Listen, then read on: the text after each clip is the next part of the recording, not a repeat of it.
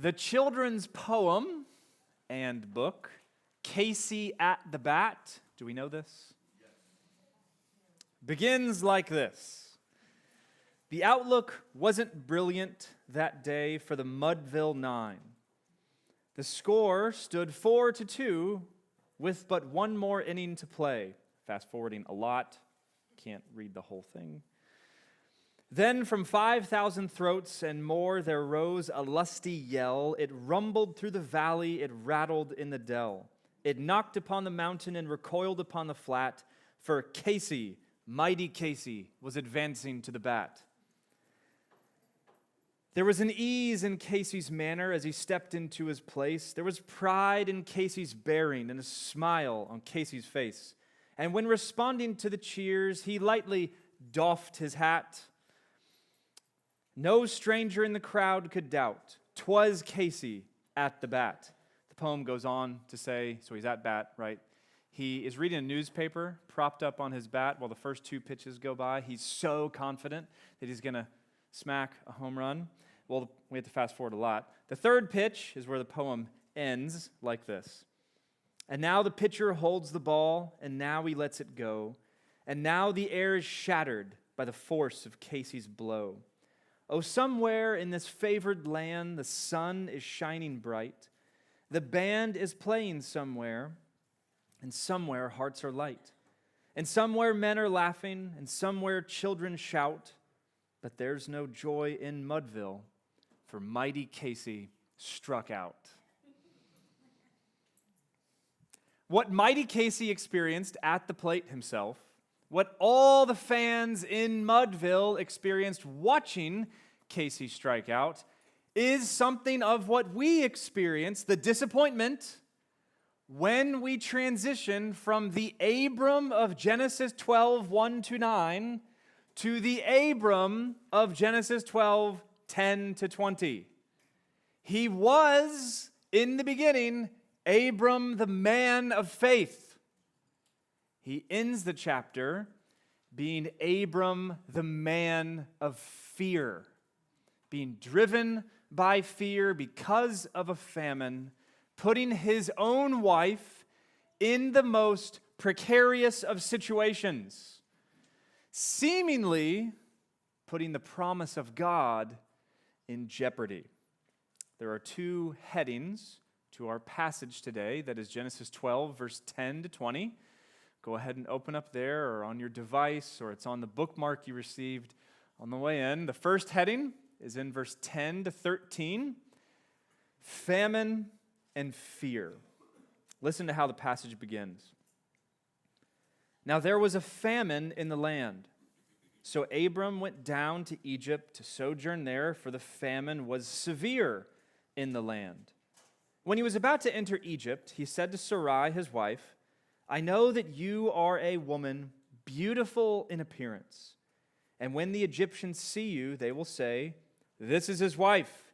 Then they will kill me, but they will let you live. Say that you are my sister, that it may go well with me because of you, and that my life may be spared for your sake. This is not the best husbanding moment for Abram. Clearly, to put it mildly, this is actually, ironically, the first of two moments he's going to do this exact same thing. Lie about his wife being his sister so that he, in self-preservation mode, cannot die. It happens here in our text today, Genesis 12, verse 10-20. It happens again before the ruler king Abimelech in Genesis 20. And then, ironically, the apple doesn't fall far from the tree. Isaac, in Genesis 26, will do this very same thing himself with his wife, Rebekah. There are similarities between each of these three moments. There are three moments where the wife is in a very precarious situation because the husband lies about her to other people, leading to disastrous events that have monumental consequences that God just delivers them from. But as we examine each one of these on its own, they all make their own unique contribution to the flow and structure of Genesis as a whole. And as we lean into this one, notice that it begins with a famine. This is interesting to us because if you recall back in Genesis 12, 1-9, where we just were last week, Abram is called out of Ur, out of Haran, to trust God, go into the unknown, from known to unknown, into a land where God says, I will show you. He doesn't even tell him where he's going, right? We said there's no Zillow, there's no investigation, he's just going. Well, he arrives, and he does this kind of circular path all around Canaan, the promised land, what will become to be called the promised land. He sets up altars, he worships. It's as if this is the pattern as he goes around. Well, now that he's in this land, a famine arises. And we wonder, isn't it the case that so often in the Old Testament narrative texts that famines are an indication of God's judgment coming on to a certain people for doing particular sins? I'm going to say, well, yeah, that's probably the majority of the famines in the Old Testament. Is that the case here? I don't think so. It might be, but we're never told that explicitly in the text because there's not really a people in there. It's just Abram there, and he was worshiping all around the country. Then the severe famine happens. Now, some do interpret in our favored study Bibles and commentaries that probably some of you have in your hands today, that this is the beginning of Abram's downfall because instead of trusting God and staying in the land to experience God's provision in a hard time, he jets and goes off to Egypt.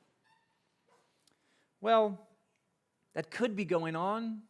I mean, to this argument, in verse 10, the word sojourn, he went down to Egypt to sojourn there. That word sojourn in Hebrew is used, the exact same word is used as dwell in other passages in the Old Testament. And so it's somewhat startling for us as readers to learn that God called him out of this land to a land, and all of a sudden he experiences famine and leaves to permanently settle in another country. We as readers want to go, did you forget what just happened to Abram? So what's going on here? Well, we should know that Egypt, while it will become the evil nation and empire that we know it to be from Moses' day, it's not that yet. And so Egypt, for much of Genesis, is something of a refuge for God's people. God will even tell Jacob in the closing chapters, the closing 5 chapters of Genesis, go down to Egypt, for I will make you a great nation there.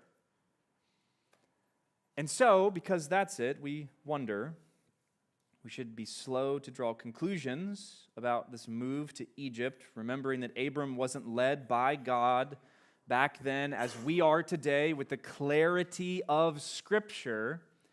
Abram had to kind of feel his way forward as he was led through life by the various circumstances he encountered with God.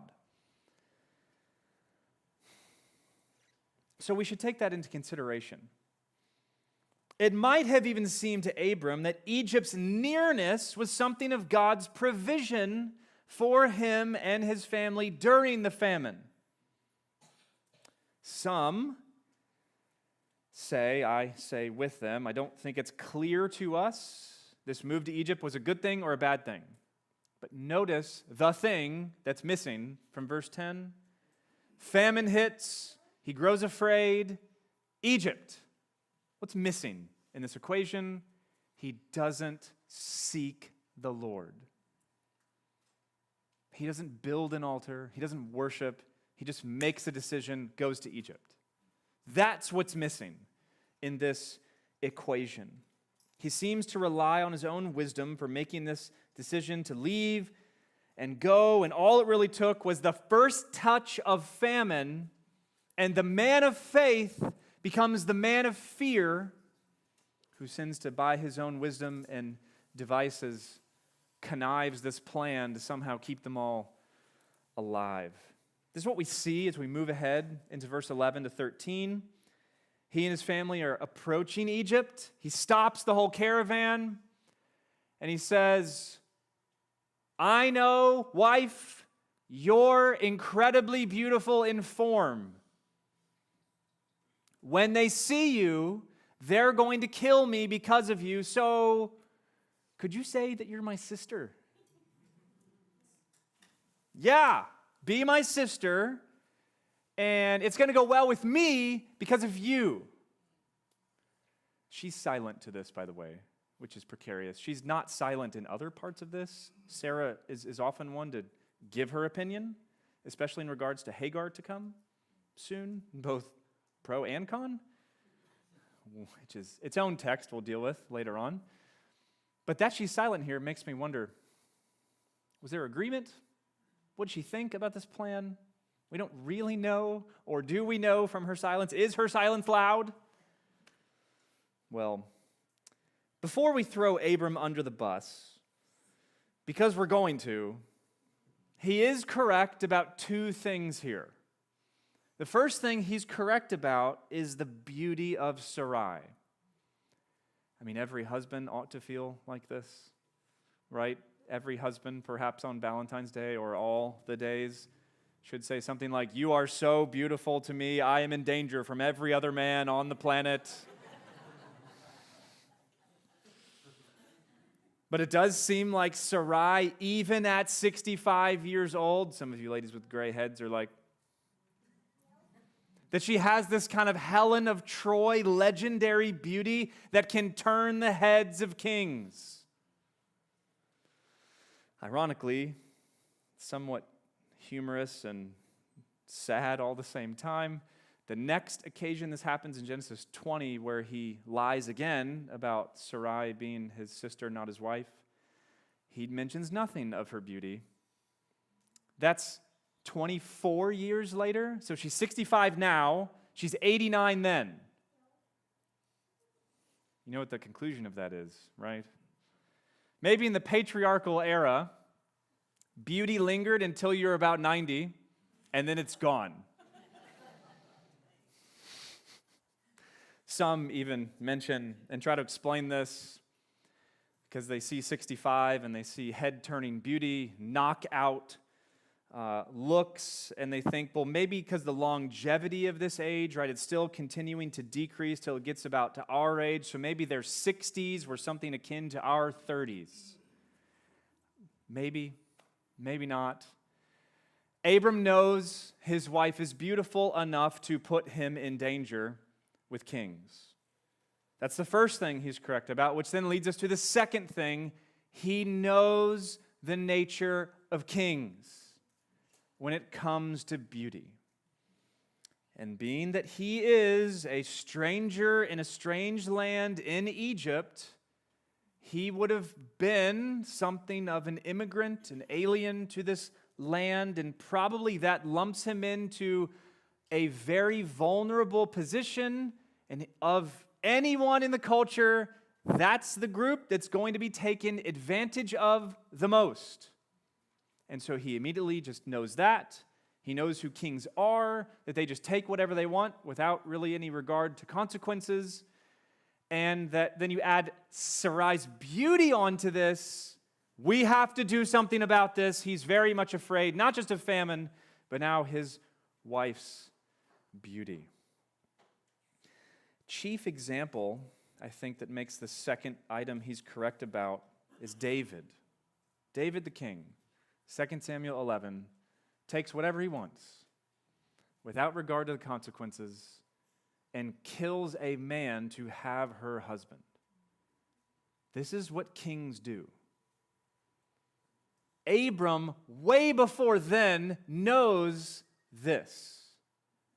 And so we're going to throw him under the bus now, but we should understand something of his heart posture in what he's thinking, because he knows when a female in question is highly desirable, siblings can be tolerated, spouses cannot.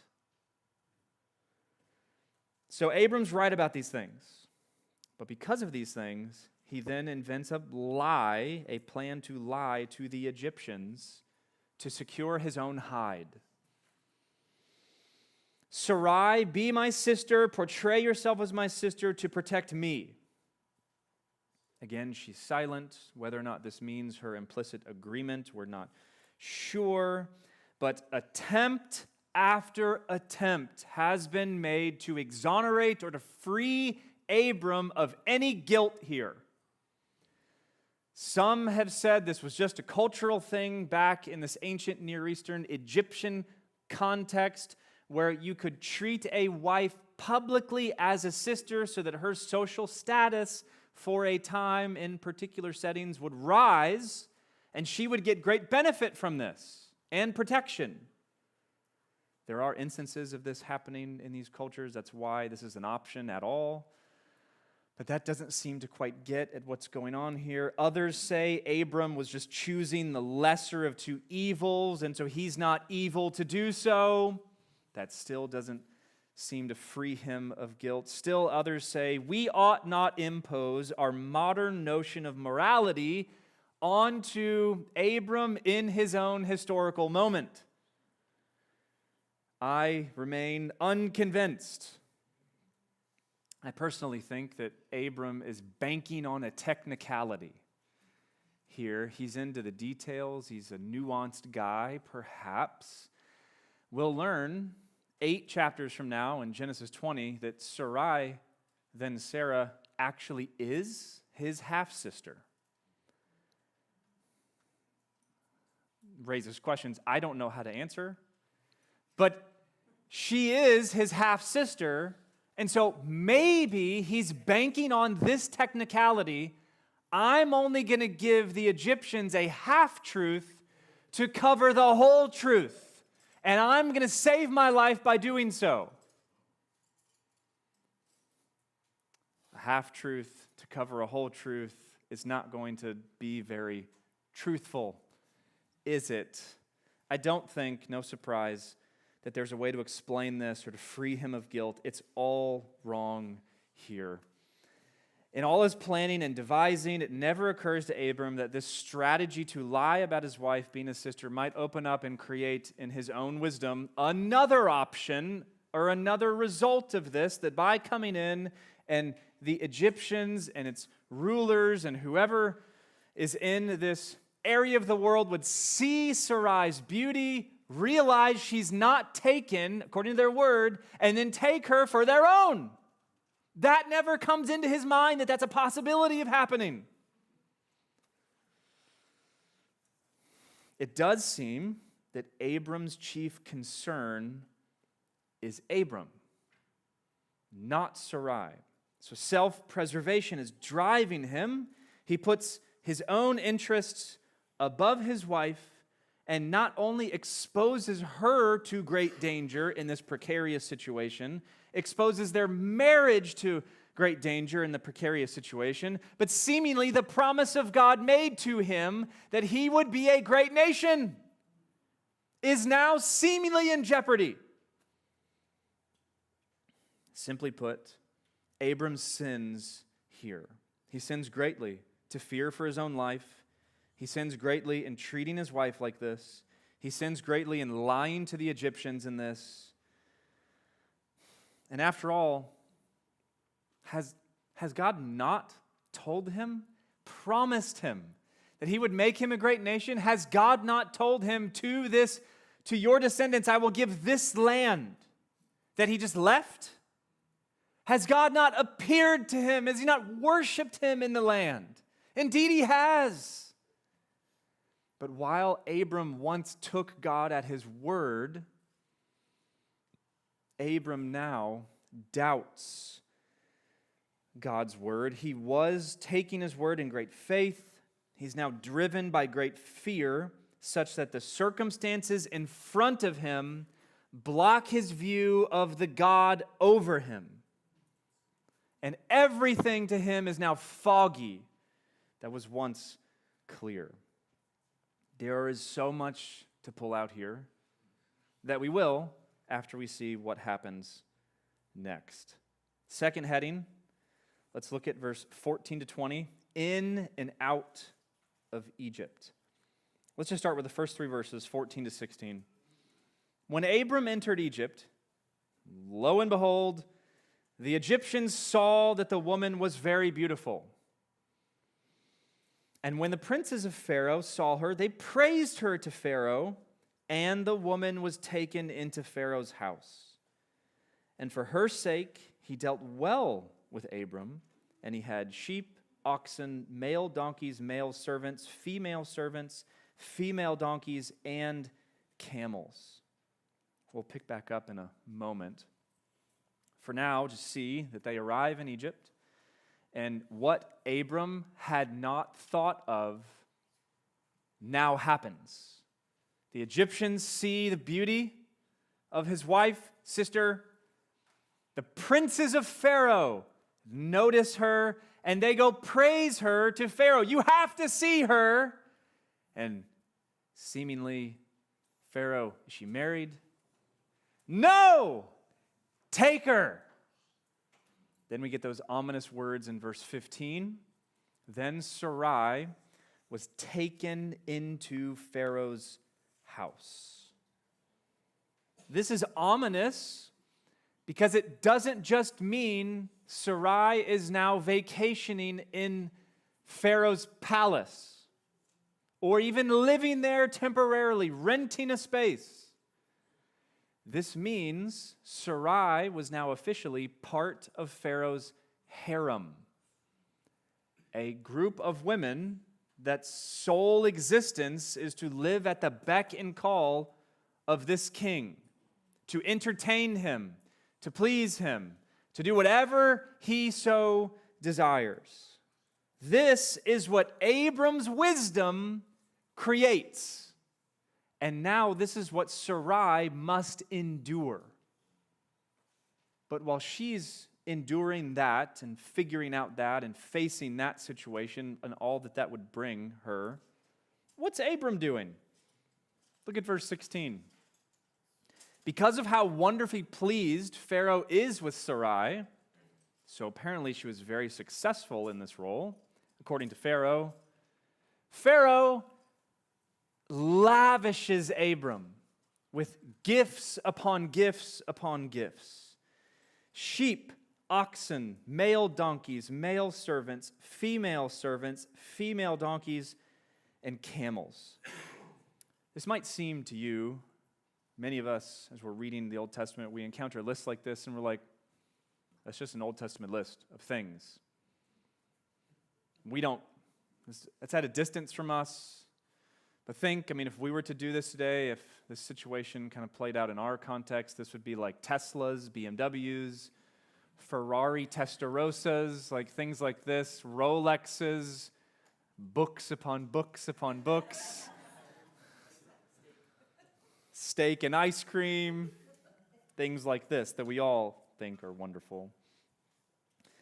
But among this list, 2 things stand out monumentally so. Historians note that a female donkey was the preferred mode of travel for those that were wealthy enough to travel in this day and have room to wander around a bit. The male donkey apparently liked to buck you off and to make it fight you a lot, and so the female donkey was easily more controllable.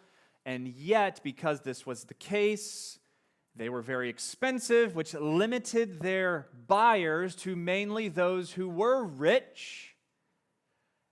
And Abram receives not just one of them, but plural of them from Pharaoh for how well pleased he is with Sarai.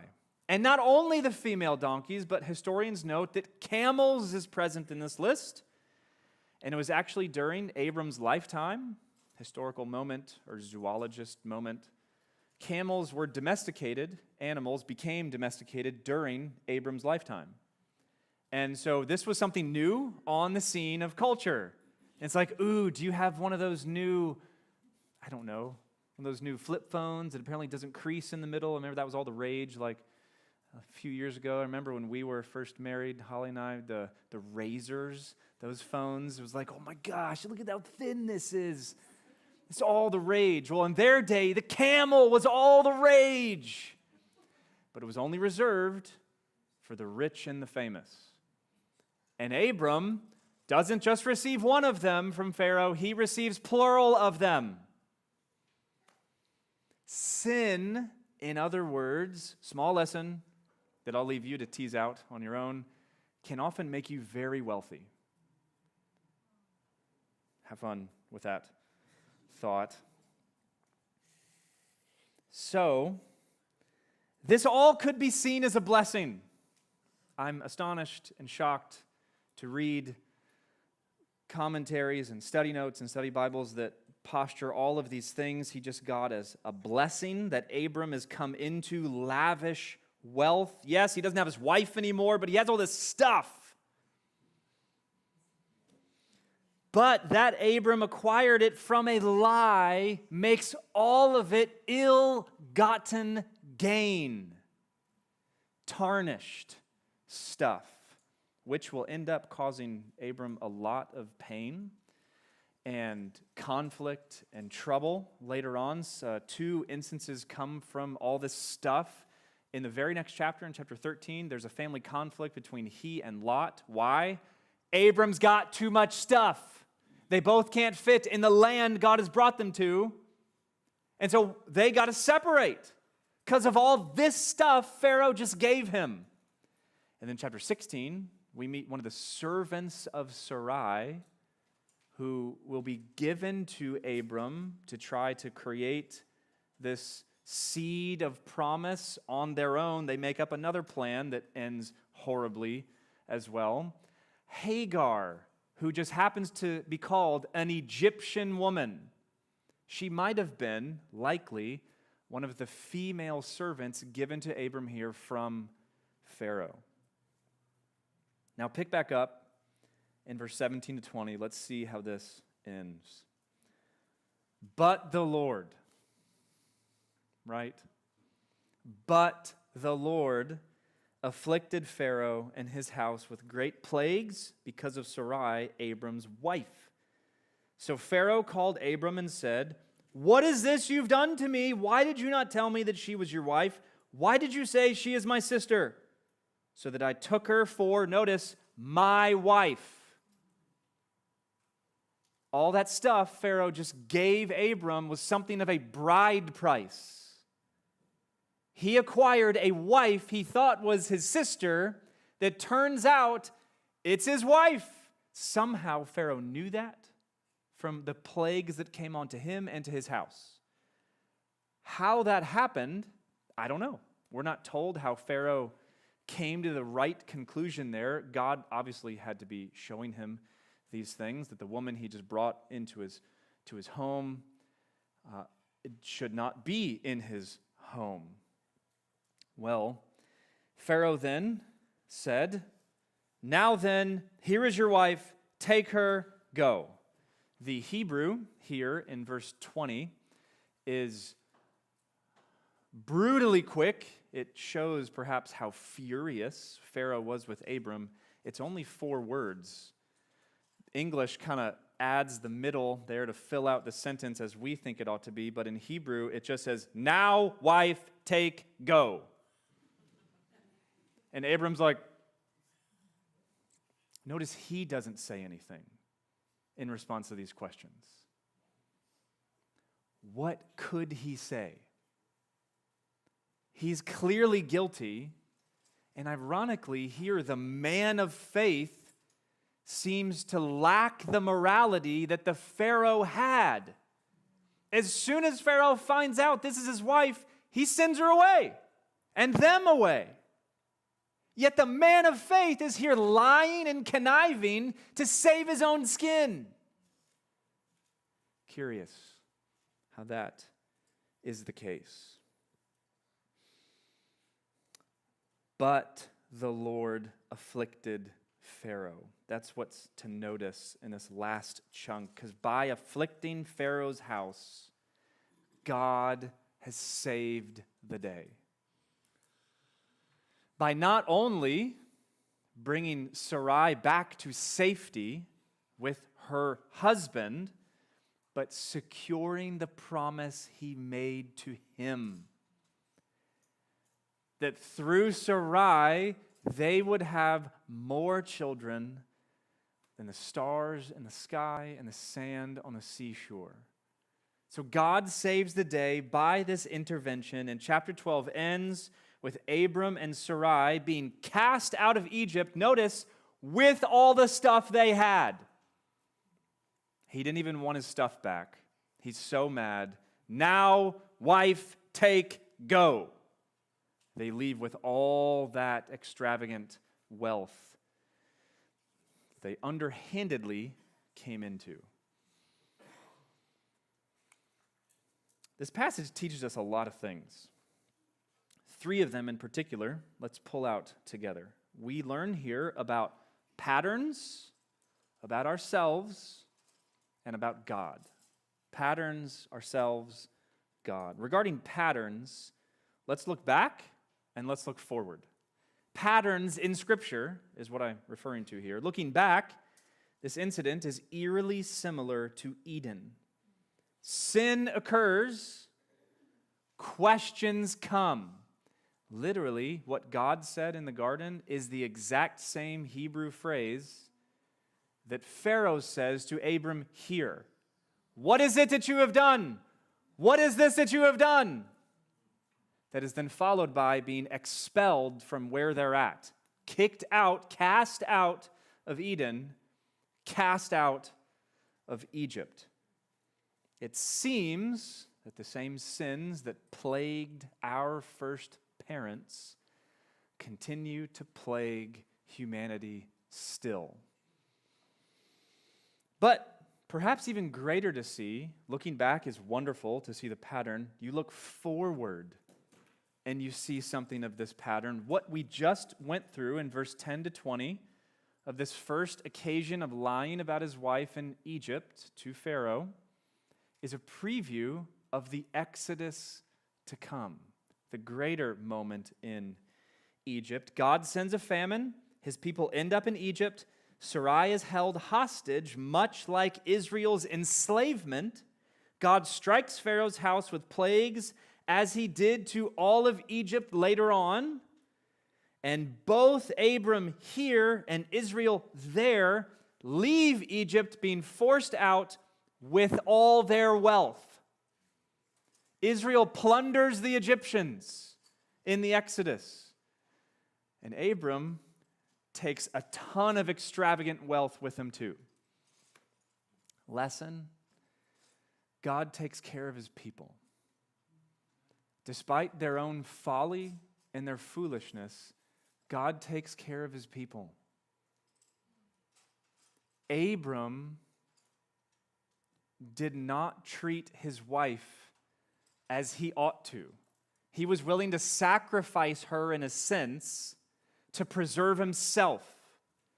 And yet one day, the greater man, the true man, capital M, would come, the God-man, who, though God himself, was not willing that his bride, the elect, would perish, so he sacrificed himself for her to win her forever.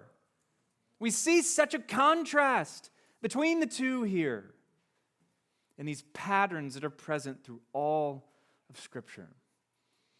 That's the pattern we notice. Second, ourselves. Regarding ourselves, we must think of Abram. We threw him under the bus, rightly so. If a husband does this, he ought to be thrown under the bus. And we examined, even though that's understandable, we'd all say it's inexcusable. And I think we should say we're under the bus too.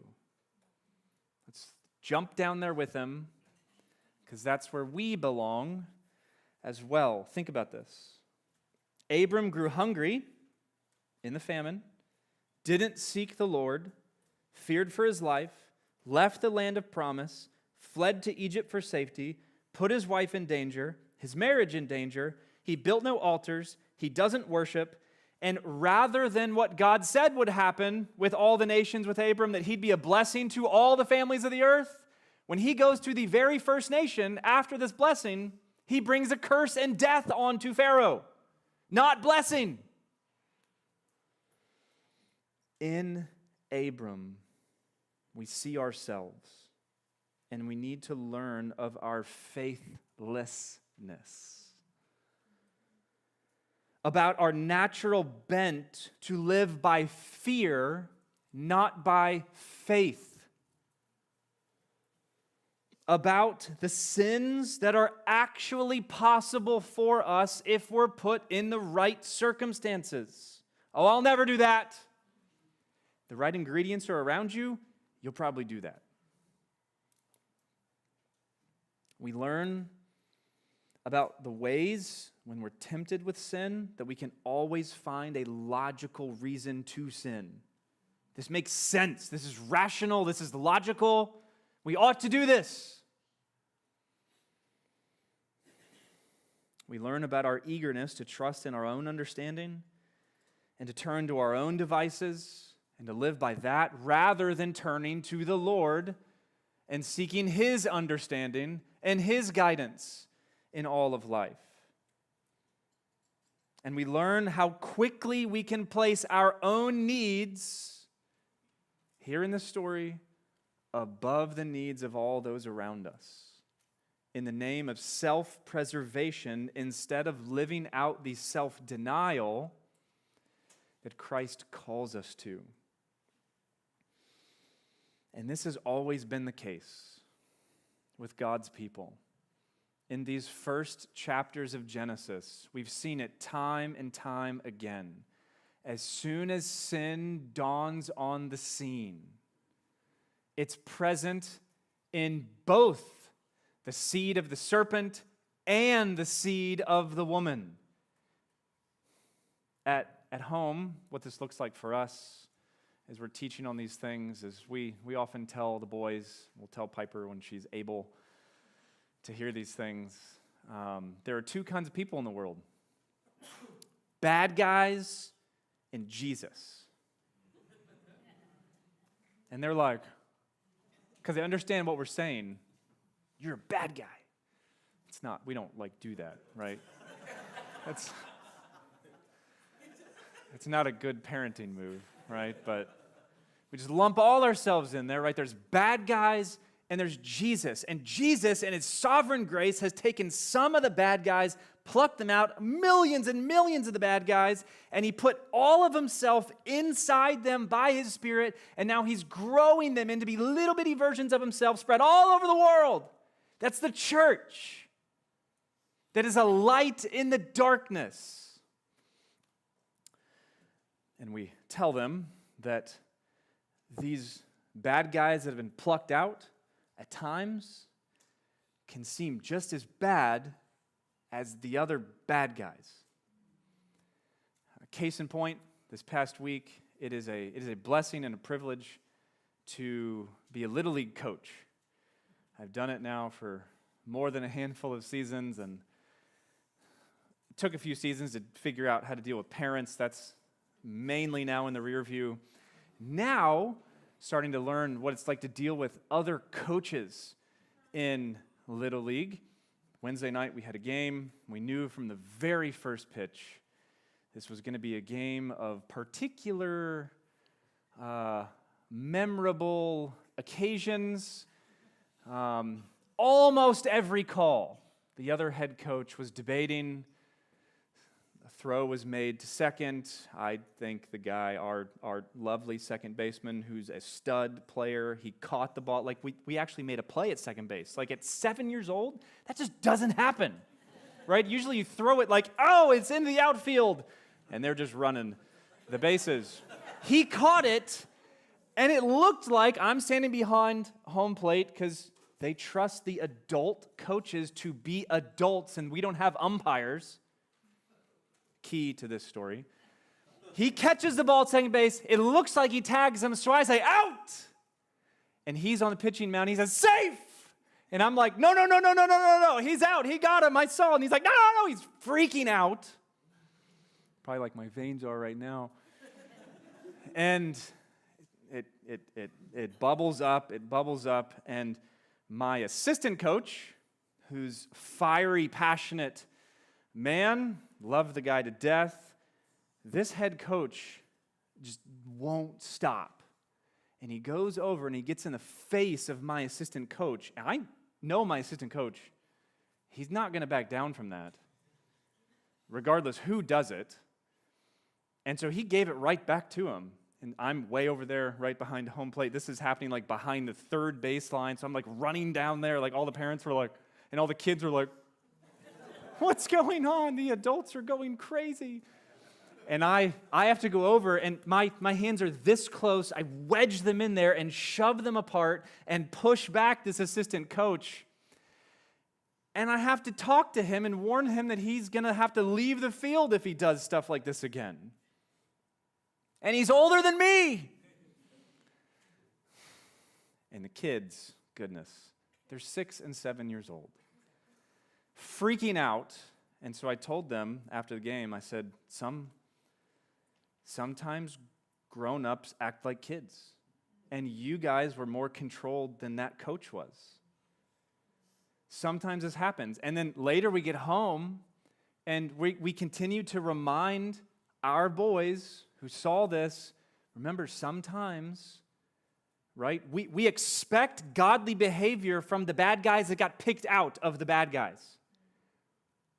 He doesn't know Jesus, this other coach, so what else would we expect from him but behavior that's out of line? He's in the bad guys. And it's like, so are we, but God is changing us slowly to see these things as we ought to. We need to be reminded of this in ourselves, because as we look at Abram in this passage, so much is revealed about us, about our sin, that is not just revealed, but revealed so that we must repent of. What is it? That's that churchy word, right? What does this actually mean? It looks like experiencing a grief over grieving the heart of God through disobedience, turning away from that sin back to the Lord with full purpose of and endeavoring after true obedience. That's what repentance looks like. And that's what we're called to from this passage. God seems especially pleased. We need to be reminded that he uses weak and sinful people, and we need to be reminded those are the only kinds of people.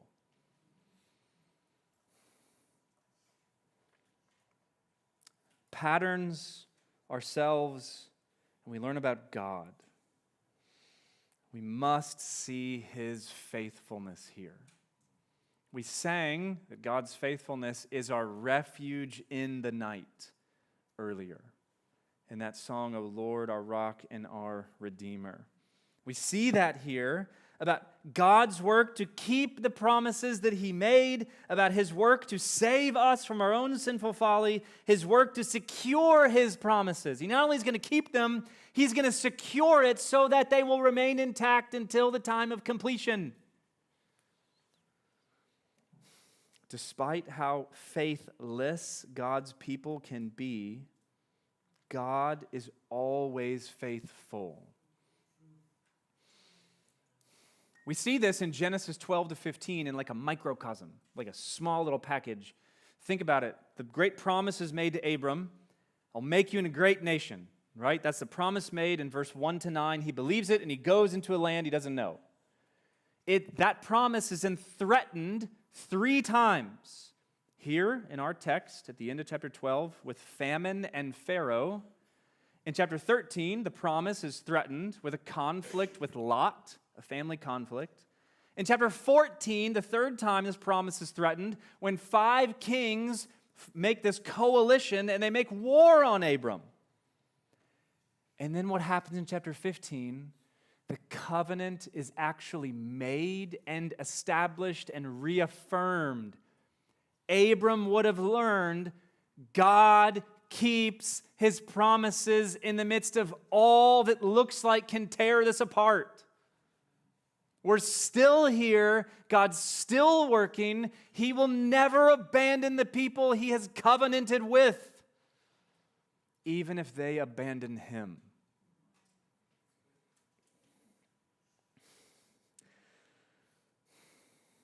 from all this, we ought to be of good cheer.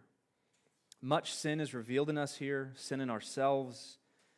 How we could redo this whole sermon and make it a marriage sermon, sin in marriages, of the sins of husbands against their wives like this. We could talk about sin in families, sin in the church. Abram's the leader of his family, a small church. Every husband and father is pastor dad, pastor husband, before he's ever a leader in the church. We could talk about how then the leaders of the church sin against their own congregations and make a mess of the church and walk away as victims in their own right. All sorts of craziness is confused in here. Great disappointment after such great promise. We may fail, but God's promises are invincible. Key word, invincible. For in the fullness of time, despite sin piling upon sin ever since Genesis 3, God sent forth his Son into this world. And the family he came from resembles the family he came for. Sinners. And he saves us, remakes us, and sends us back out into the world to shine as lights in the darkness. He will build his church. He will. Nothing will stop it. Not even the sins of his own people.